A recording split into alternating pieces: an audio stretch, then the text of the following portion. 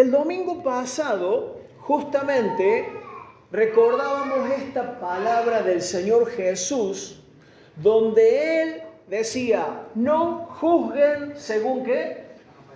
No juzguen según las apariencias, sino juzguen con justo juicio. Porque la realidad es que las personas tenemos una tendencia muy fuerte a dejarnos llevar por la primera impresión de nuestros ojos. ¿Es así o no? ¿Sí? Y después nos damos cada chasco, ¿no? Pero hoy vamos a tener en cuenta otro principio del Señor Jesús que nos va a ayudar en este mismo sentido de mejorar las relaciones entre nosotros, porque Dios vino a darnos vida eterna, pero también vino para que las relaciones aquí en la tierra, con las personas que nos toca vernos cada mañana, con las personas que compartimos de nuestra familia, con las personas que compartimos de la iglesia, del trabajo, del ámbito de la escuela, podamos manifestar a través de lo que decimos y sobre todo de lo que hacemos el amor que Dios ha puesto en nuestras vidas. Si antes éramos cascarrabia, ¿se entiende ese término, no es cierto? Si antes éramos enojosos, si antes enseguida nos íbamos de boca y sentenciábamos y acusábamos, a partir de que Cristo empezó a obrar en nuestra vida, se tiene que manifestar un cambio. No vamos a ser perfectos, por supuesto, pero sí el Señor nos capacita, nos enseña para que podamos hablar de otra manera, para que aprendamos a frenar nuestra lengua, a escuchar antes de dar una opinión tan apurada. Si antes éramos de dudarle a todo el mundo, de burlarnos y de reírnos de la gente o de acusar, el Señor nos va a capacitar día a día para que ahora podamos aprender a escuchar y a evaluar, a juzgar las situaciones de otra manera, ¿sí? A que podamos ser personas más cabales, más equilibradas. Y si no tengo seguridad de algo, mejor ni abro la boca, ¿sí? Y si voy a decir algo, que sea para bendición, que sea para ayudar a la otra persona, para mejorar la relación. Fíjense, en el capítulo 9 de Marcos es donde Jesús va a tener una conversación con los discípulos. Habían venido de una situación incómoda los discípulos, porque el relato, los versículos anteriores, dice que Jesús, cuando llegaron a Capernaum, se establecieron en una casa, y Jesús, sabiendo lo que habían venido conversando, les dijo, ¿qué venían hablando en el camino? ¿Qué venían discutiendo? Y ninguno le contestó. Pero no porque no se acordaran, sino porque en el camino habían venido discutiendo quién de ellos era el mayor o el más importante o el que quedaba como autoridad después de Jesús. Entonces ninguno le quiso contestar. Bueno, Jesús ahí llama a un niño, lo pone en el medio y les dice, miren, el que quiera ser grande entre ustedes realmente tiene que aprender a ser el que sirva. Y tiene que ser como este niño. Sin andar queriendo destacarse, sin andar queriendo sobresalir por sobre los demás, ¿sí? Bueno, entonces ahí quedaron todos medios pensando en lo que Jesús les decía, porque habían estado queriendo competir entre ellos, ¿no? Y dice así en el versículo 38, inmediatamente a continuación de lo que les acabo de contar, dice, Juan, uno de los discípulos, le respondió diciendo, Maestro, hemos visto a uno que en tu nombre echaba fuera demonios, pero él no nos sigue y se lo prohibimos porque no nos seguía. Fíjate cómo Juan evade o quiere salir de la situación de la que estaban hablando y de alguna manera pretende anotarse un poroto frente a Jesús, diciendo, mira Señor, cuánto celo tenemos por tus cosas y por tu liderazgo sobre esta tierra. Porque encontramos a uno que andaba echando fuera demonios en tu nombre, pero nosotros se lo prohibimos porque no está con nosotros. ¿Qué respuesta creen ustedes que esperaba Juan de parte de Jesús ante una demostración de la confianza y de la aceptación de la autoridad de Jesús? Bien, Juan, te felicito. Así me gusta que con celo defiendas mi nombre y mi autoridad y mi liderazgo, ¿no? Bueno, una posibilidad de lo que a lo mejor había cruzado por la mente de Juan. Sin embargo, el relato sigue diciendo, les leo el versículo ese, el 38, en la Nueva Traducción Viviente. Dice, Maestro, vimos a alguien usar tu nombre para expulsar demonios, pero le dijimos que no lo hiciera porque no pertenece a nuestro grupo. Escuchad, no pertenece a nuestro grupo. Y ahora sí les leo la respuesta. Verso 39 dice, pero Jesús dijo, no se lo prohíba.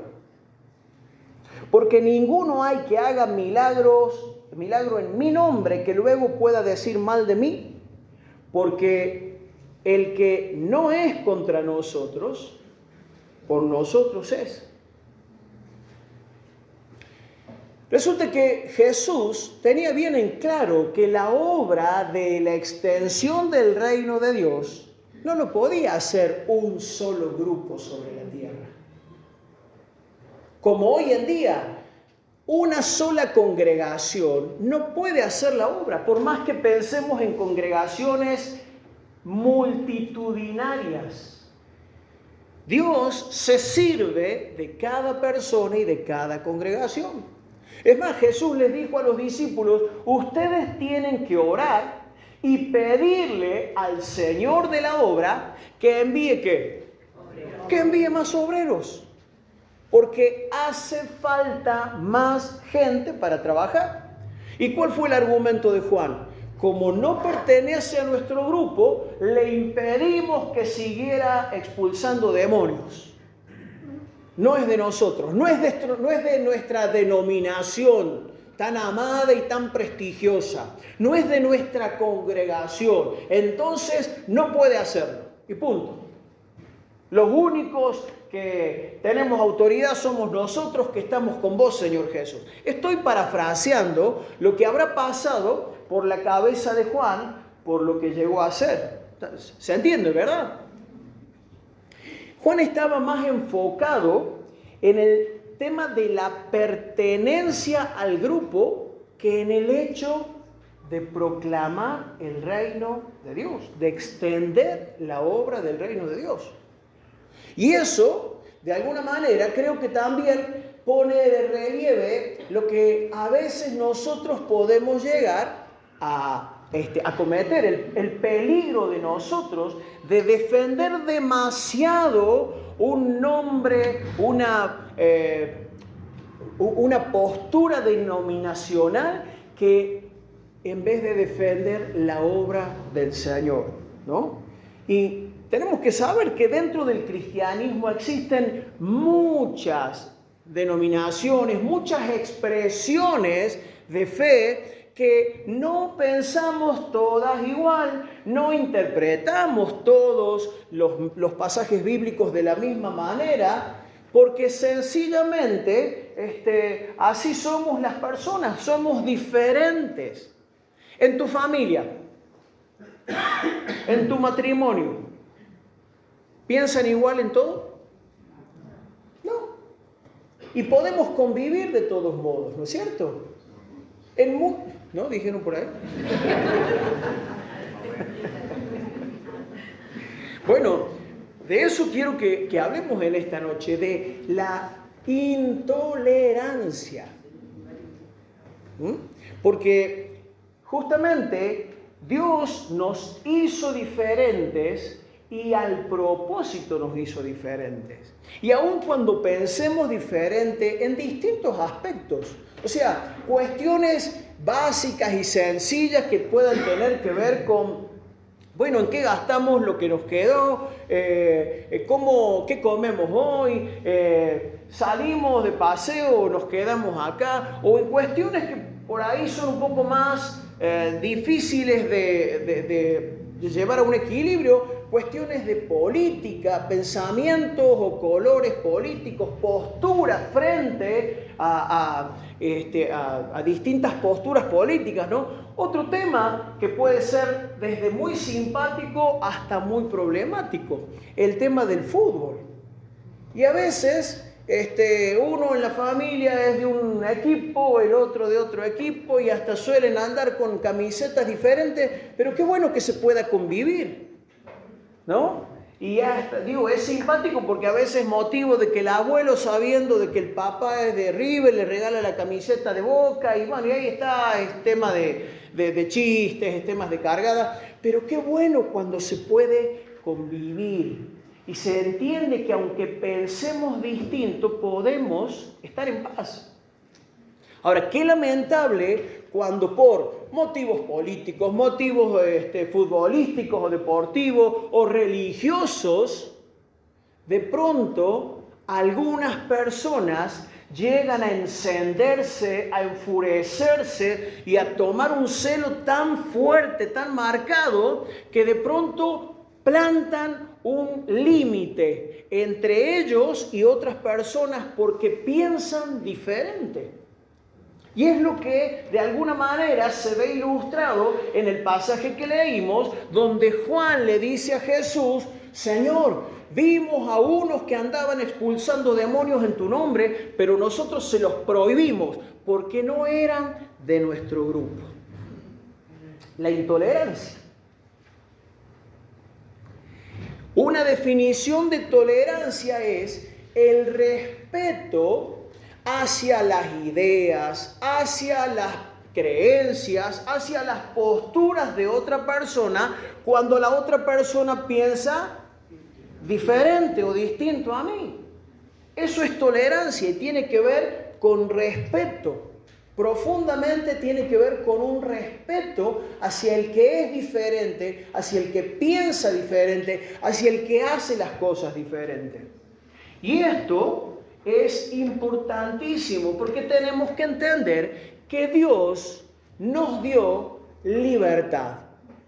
Dios nos dio lo que se conoce como el libre albedrío, la capacidad de decidir qué hacer, qué no hacer, a dónde ir. Dios nos dio libertad para elegir, según lo que pensamos, qué creer y qué no creer. Y eso es un regalo de Dios. Y Dios lo respeta. Aunque obviamente nos alienta a que elijamos lo mejor. Ahora, tan cierto como que nos dio la libertad, este regalo precioso para decidir qué hacer, qué creer, también Dios nos ha dejado bien claro que de todas las cosas que hagamos, que digamos, que pensemos y que creamos, vamos a dar cuenta un día. ¿Está bien? Todos, absolutamente, un día vamos a estar delante de Dios y vamos a tener que dar cuenta de cada palabra, las buenas palabras y las palabras ociosas que han salido de nuestra boca. Vamos a tener que dar cuenta de nuestros hechos, de nuestras decisiones, de nuestras elecciones, de la manera en que administramos lo que Dios nos dio. Pero justamente los que seguimos al Señor, los que decimos creer en Él y estar en el camino que Él nos enseña, tenemos que incorporar este principio de la tolerancia, del respeto hacia los que piensan diferente a mí o a nosotros, ¿sí? No somos ni vos ni yo, somos quien para juzgar, para acusar, levantar el dedo y aún a veces para sentenciar. ¿Se acuerdan de Jacobo y Juan? Cuando llegaron a la aldea de los samaritanos y encontraron el rechazo de los samaritanos. Fíjense cómo espiritualizaron esa bronca y ese deseo de hacer justicia por mano propia. Señor, ¿querés que oremos para que baje fuego del cielo y los consuma? ¿No? Eso habla de intolerancia. En este caso, por una cuestión espiritual. Entonces, nosotros tenemos que aprender a manejarnos con el mismo criterio de respeto que tuvo el Señor Jesús para decir todo lo que tuvo que decir sin agredir y sin faltarle el respeto a nadie.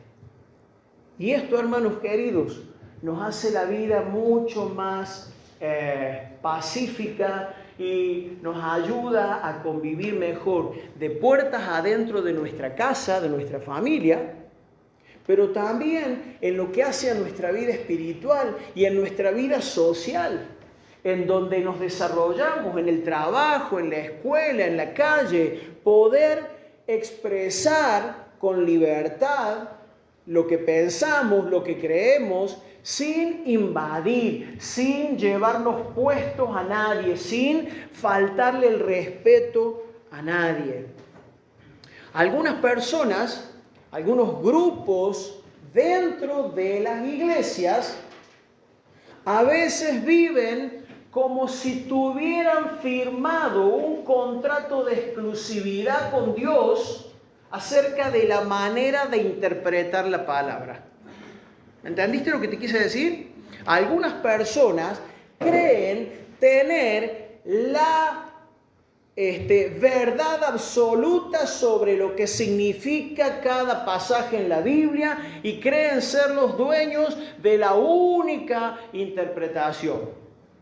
Y con esa postura, o sea, no estoy criticando la convicción de fe. Está muy bien que defendamos y que nos afirmemos en lo que creemos, pero no perdamos de vista el respeto y la diferencia que hay en el pueblo de Dios.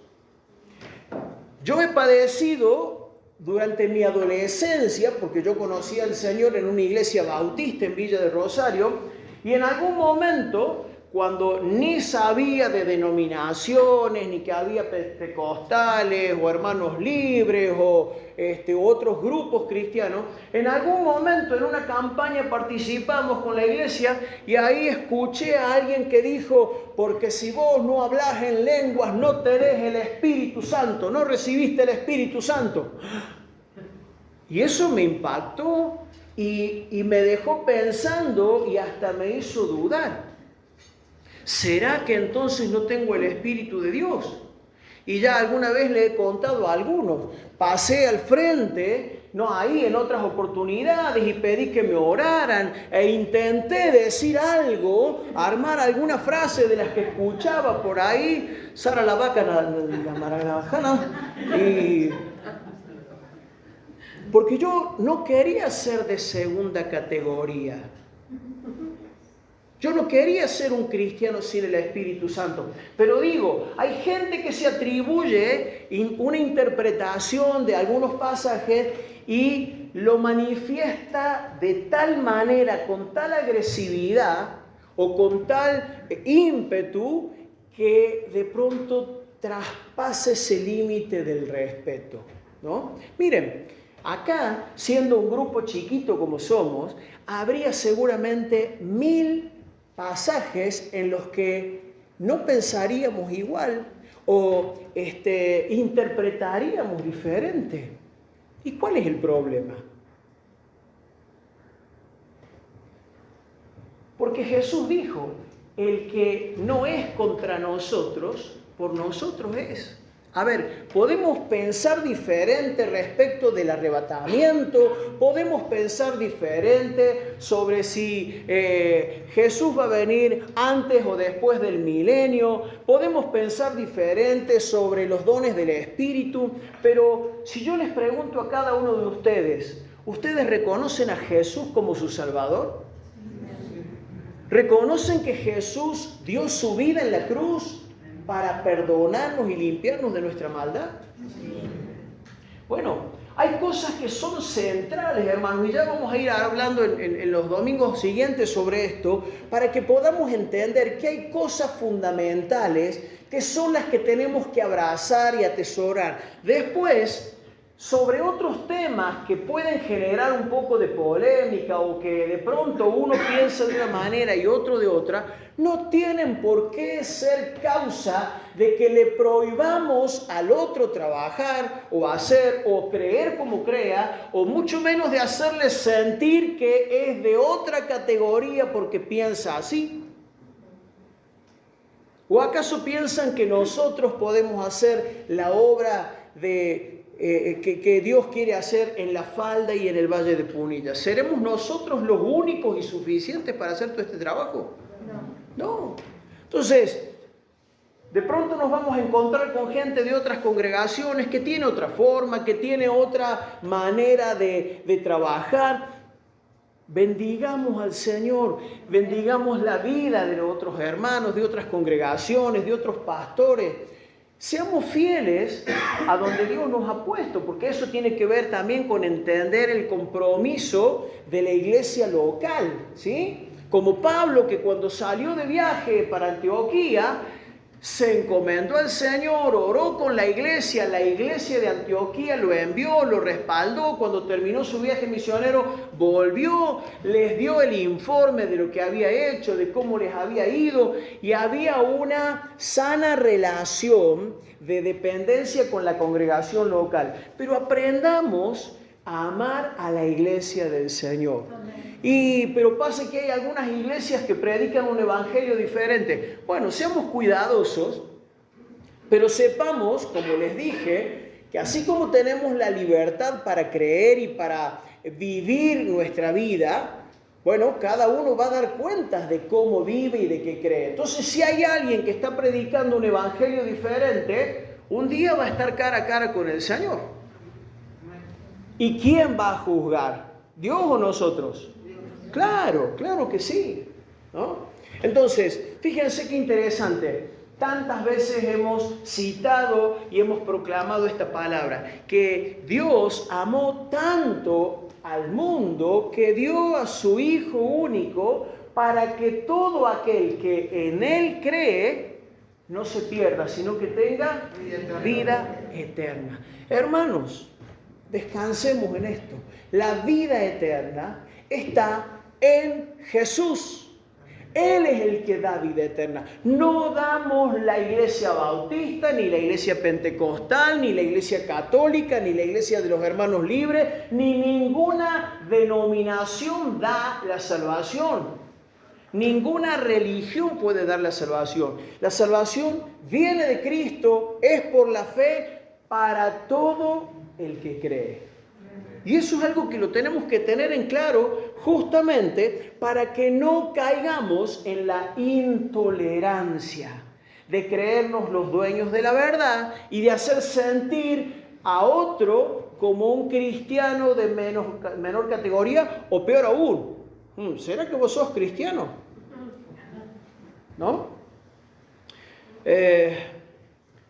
Cuando esto ocurre, nos convertimos, yo pensaba, tantas veces criticamos la intolerancia en el deporte, ¿no?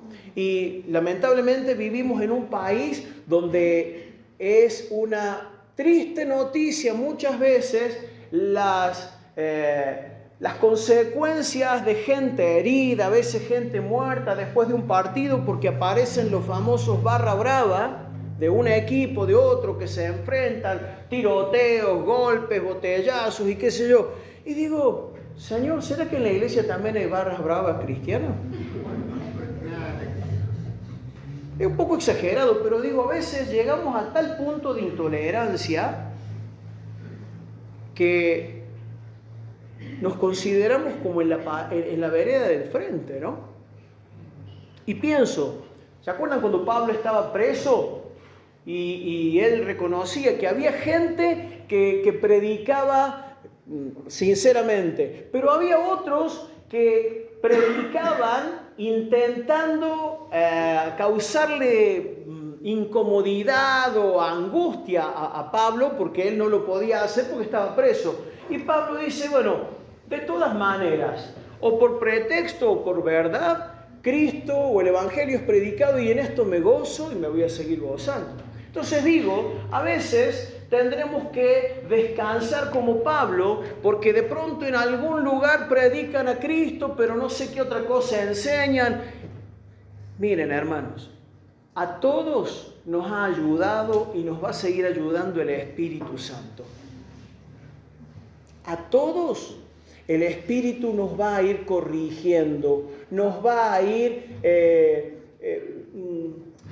enderezando, encaminando. Estamos en una congregación, damos gracias al Señor por esta congregación, pero a quien le pertenecemos es al Señor Jesús. Y de quien tenemos que hablar no es de la Iglesia Bautista, sino ¿de quién? Del Señor Jesús. Del Señor Jesús. Porque ahí es donde realmente entramos en un equilibrio, ¿no? Les citaba cuando comencé este texto de Santiago, en el capítulo 3, verso 9, donde Santiago dice, con ella, o sea, con la lengua, bendecimos al Dios y Padre, y con ella maldecimos a los hombres que están hechos a la semejanza de Dios. De una misma boca proceden bendición y maldición. Hermanos míos, esto no debe ser así, esto es una incongruencia. Entonces, pienso distinto de alguien, ya sea de acá de la congregación o de otro lado. Bueno, bárbaro. Puedo decirle lo que yo creo, puedo escuchar lo que la otra persona cree y lo dejamos ahí en el Señor. No es motivo para que nos agarremos a los bollos, ni mucho menos, ¿no es cierto? Y alguno a lo mejor se va a sorprender por lo que voy a decir, pero es parte de una triste historia de la inmadurez que ha tenido la iglesia.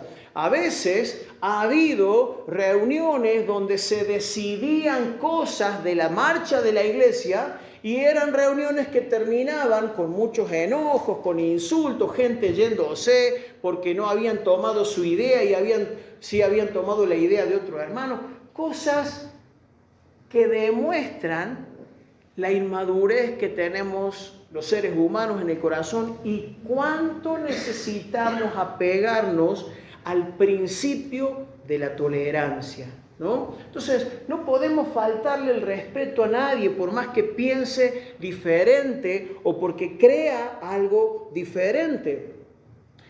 De pronto puede pasar que gente que no es cristiana manifieste intolerancia hacia los que tienen fe, es decir, hacia los cristianos.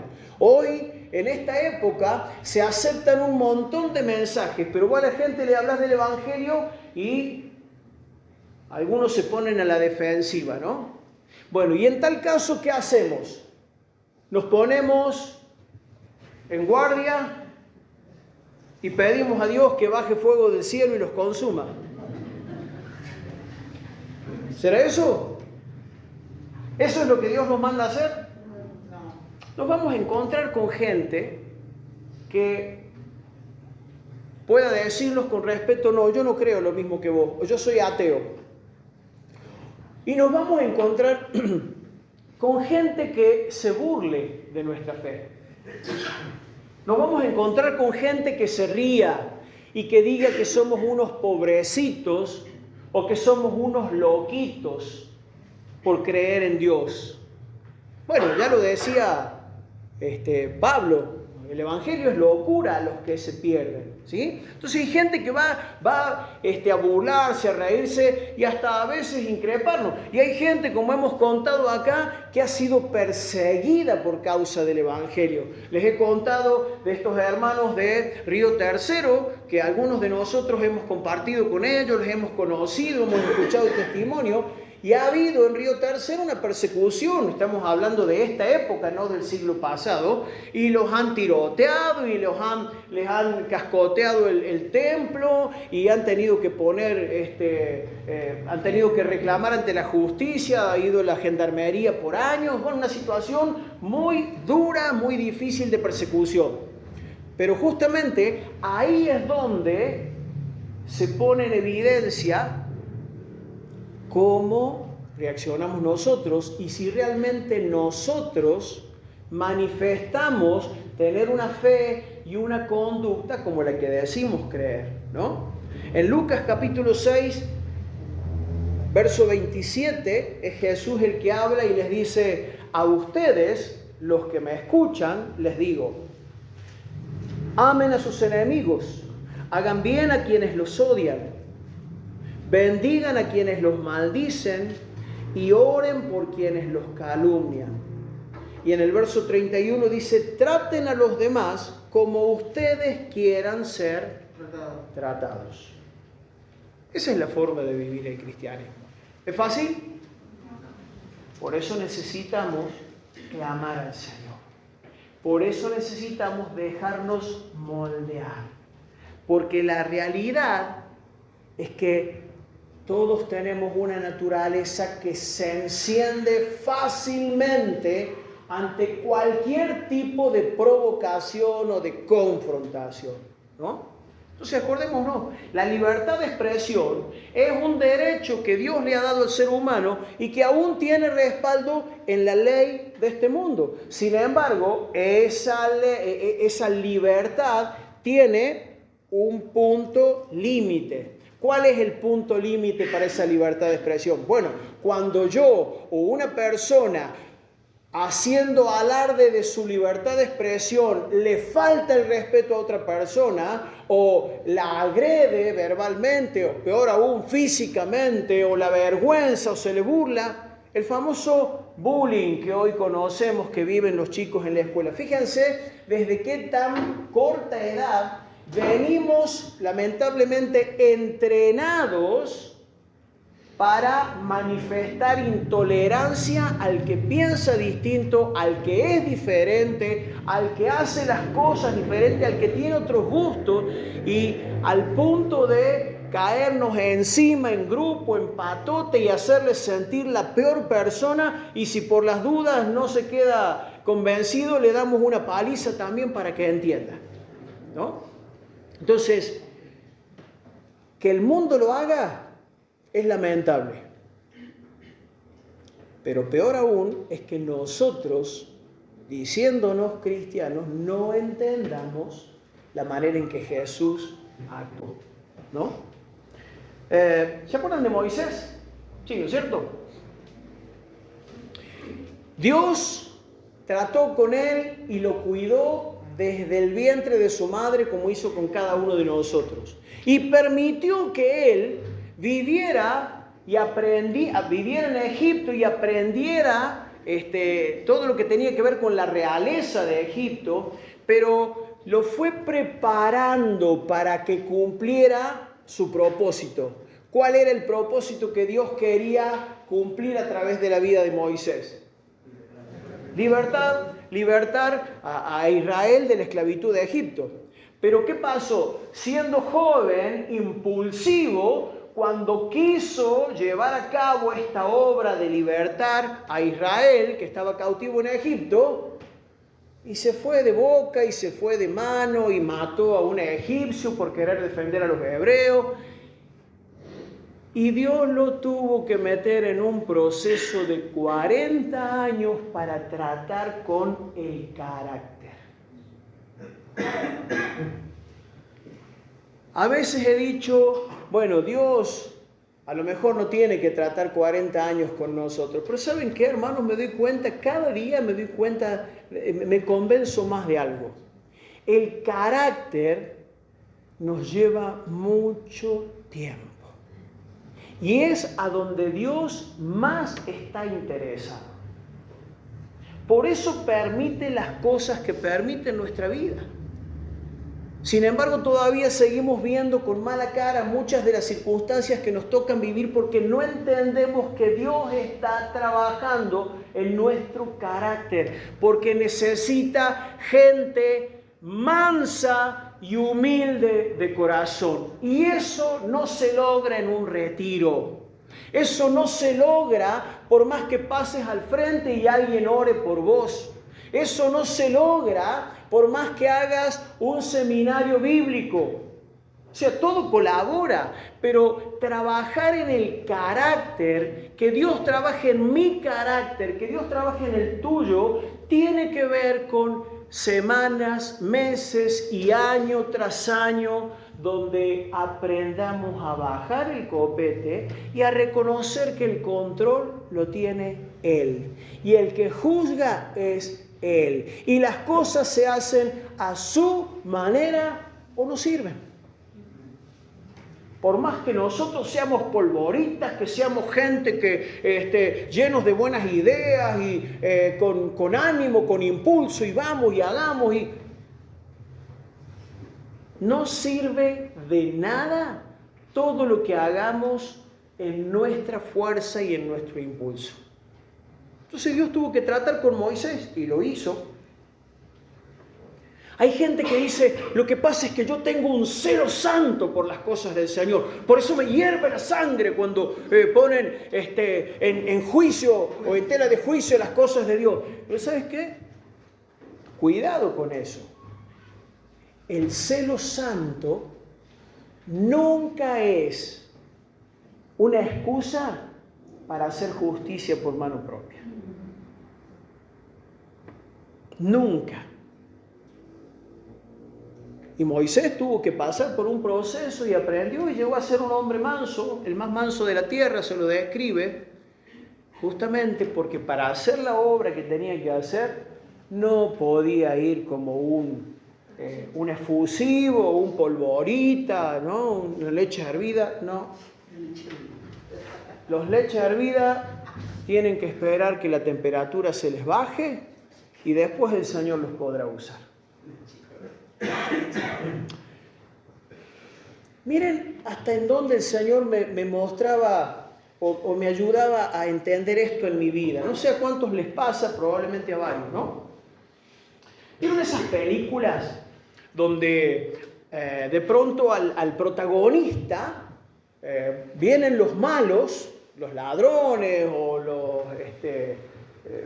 los secuestradores, no sé, y le atacan a alguien de la familia, a la esposa, le matan a la esposa, o le llevan una hija, o le tocan al hijo, no sé, o le matan al perro, qué sé yo. Y de pronto, ahí comienza la acción de la película, porque ese personaje que hasta acá venía tranquilo y calmado, de pronto se enardece, se arma hasta los dientes y empieza a programar de qué manera va a perseguir a los que vinieron en contra de su familia, ¿no?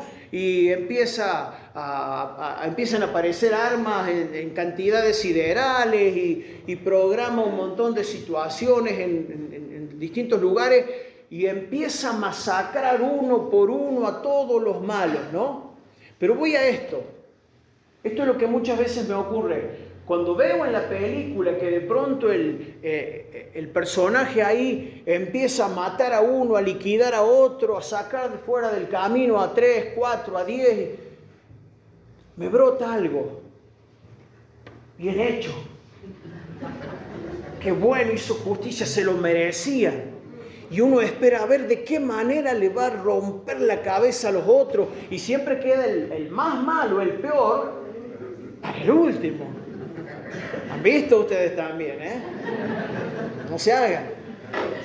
Y uno espera, mientras siente cierta alegría por todos los que ya quedaron liquidados, uno espera, ahí va como acumulando esa bronca, ese sentido de justicia, a ver cómo lo va a liquidar a ¿no? Y bueno, y ese es el que sufre hasta el último momento y parece que se murió y no se murió nada, se levanta y va de nuevo y ahí le da el golpe de gracia, ¿no?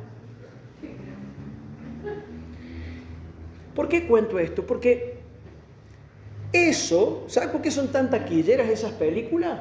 Porque apelan a ese sentido de justicia que todos tenemos.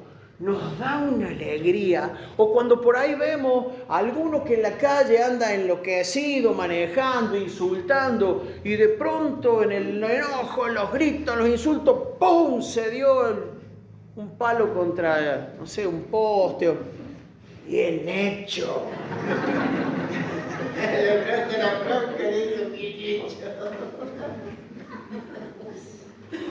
Yo sé que a ustedes no les pasa, me pasa a mí. Les estoy abriendo mi corazón, acá me estoy desnudando delante de ustedes, ¿no?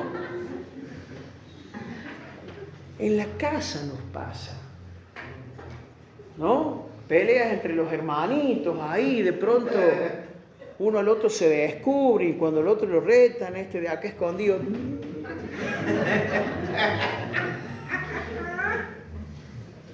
Pero vuelvo a decir, eso pone de manifiesto ese supuesto sentido de justicia que tenemos los seres humanos, de querer hacer las cosas a nuestro tiempo y a nuestra forma. Tenemos que tener cuidado con eso, hermano. Tenemos que tener cuidado, porque no tiene nada que ver con esto que decía Jesús, de aprender a poner la otra mejilla, de aprender a orar por los que nos persiguen, por los que nos causan daño, bendecir. No tiene nada que ver. No tiene nada que ver con reconocer que la venganza no es nuestra, hermanos. El Salmo 103, yo lo cito muy a menudo, porque es ese que dice: bendice alma mía al Señor y bendiga todo mi ser su santo nombre. No te olvides de ninguno de sus beneficios. Uno de los beneficios que David enumera es que el Señor hace justicia y derecho a todos los que padecen violencia. El Señor. Y el Señor no lo hace cuando yo quiero y de la manera que yo le pido. Porque si no, lo más probable es que nosotros, como Jacobo y Juan, pediríamos que baje fuego del cielo y los consuma. Pero no lo hace a mi manera ni en el tiempo en que a mí se me ocurre. El Señor hace justicia y derecho a todos los que padecen violencia cuando Él decide. No cuando a nosotros se nos antoja.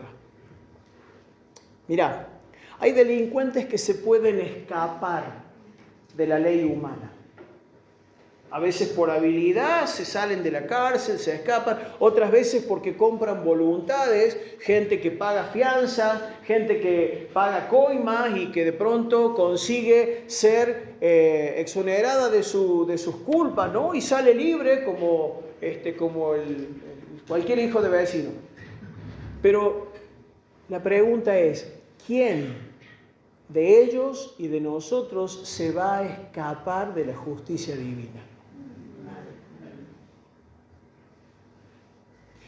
Por eso, hermanos, es que tenemos que dejar que Dios moldee, que Dios nos dome, que Dios nos enseñe a recordar que Él es el que hace justicia. A nosotros nos toca usar de nuestra libertad para hablar claramente de lo que creemos, ¿sí? Para hablar, como vamos a ver, de lo que Dios ha hecho en nuestras vidas. El mismo Pedro, que en un momento por intolerante le cortó la oreja al siervo del sumo sacerdote, queriendo defender a Jesús, y, entre paréntesis, le cortó la oreja porque algún movimiento tiene que haber hecho el soldado cuando vio venir la espada. ¿Te parece a vos que le apuntó a la oreja? Bueno, el mismo Pedro que reaccionó con intolerancia, ¿y qué habrán pensado los demás, no? Vamos, busquemos más espada, vamos a defender al Señor, vamos a defender la causa. Bueno, no encontraron una espada, se mandaron a mudar, no quedó ninguno. Pero digo, el mismo Pedro, que en su juventud, en su ímpetu, en su deseo de hacer justicia a su manera y por su propia mano, fue el que después va a escribir, anoche lo estudiábamos en el libro de Pedro, por cierto, si alguno no ha venido y quiere sumarse, tan espectaculares los estudios de la carta de Pedro. Es el que va a decir, 1 Pedro capítulo 3, versículos 14 y 15, dichosos ustedes si sufren por causa de la justicia.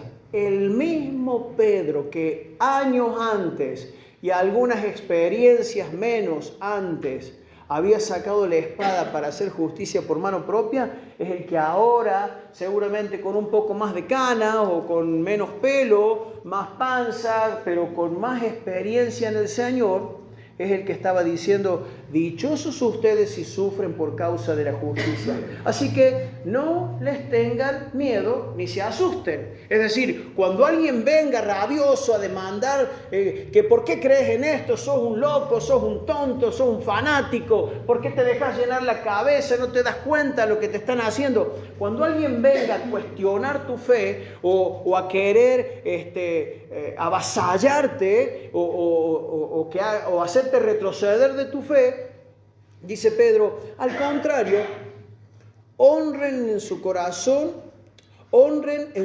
a Cristo como Señor y manténganse siempre listos para defenderse. ¿De qué manera? ¿Cómo dice? No está ahí, perdón. Para defenderse con mansedumbre y respeto ante aquellos que les pidan explicarles la esperanza que hay en ustedes. ¿Sí? Cuando vengan a querer ladrarte, a querer desafiarte, a provocarte por causa de la fe o de alguna otra razón, no tengas miedo, no te atemorices, no te achiques. Tenés que estar siempre preparado para defenderte. Pero eso no significa que te arremangues y que te prepares para devolver. Dice, estén siempre listos para defenderse con mansedumbre y respeto. Evidentemente Pedro había aprendido, había pasado el tiempo y Pedro había aprendido este tema de la tolerancia. Había aprendido que no podemos irnos de boca ante la gente que piensa distinto o que aún nos agrede por causa de la fe. Jesús fue llevado a la cruz y se lo describe como oveja o como cordero que no abrió su boca.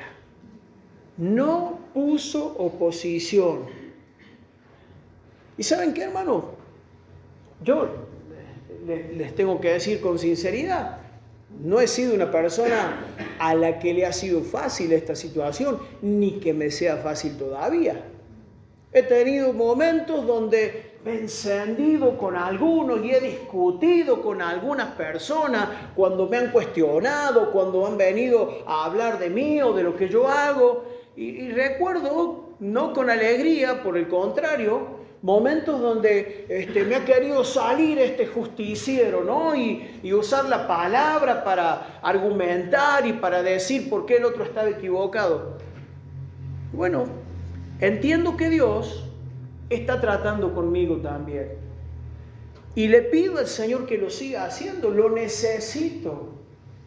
Porque cuando tocan nuestra vida o tocan a nuestra familia o tocan a nuestra iglesia, nos sale ese celo santo y ahí es donde tenemos que recordar. Tenemos que estar preparados para presentar defensa con mansedumbre y respeto. Y si a alguien nos falta el respeto, no vamos a devolver mal por mal. Si alguien nos grita, nos increpa, o si aún cosas peores hicieran, Dios nos recuerde que la gracia de Él se manifiesta en la mansedumbre que nosotros podemos expresar. Y ahí es donde también la gente va a conocer realmente el poder de Dios en nuestra vida. El Señor Jesús les dijo a los discípulos, en esto conocerán que son mis discípulos, si ganan las discusiones. ¿Así dijo? ¿Te das cuenta? A ver quién grita más fuerte, a ver quién sabe más versículos, a ver quién le tapa la boca al otro en una discusión. En esto conocerán que son mis discípulos, si tuvieren amor los unos por los otros. Entonces, hermanos queridos, usemos de la libertad que Dios nos da. Sepamos que la gente también tiene libertad de parte de Dios para expresar, para decir, para manifestarse. Nosotros Hablemos de nuestra fe, a tiempo y fuera de tiempo. Sepamos que Dios va a juzgar a unos y a otros en el juicio final. Todos vamos a dar cuenta de lo que hagamos, de lo que decidamos, de lo que creemos. Pero que Dios nos ayude a crecer en el respeto, a crecer en la tolerancia hacia los demás, hacia los que piensan diferente. Y que Dios nos ayude de tal manera que esto lo podamos practicar en el íntimo círculo cercano de la familia, de la iglesia, de la célula, del trabajo, de la escuela, a donde sea que Dios nos pone.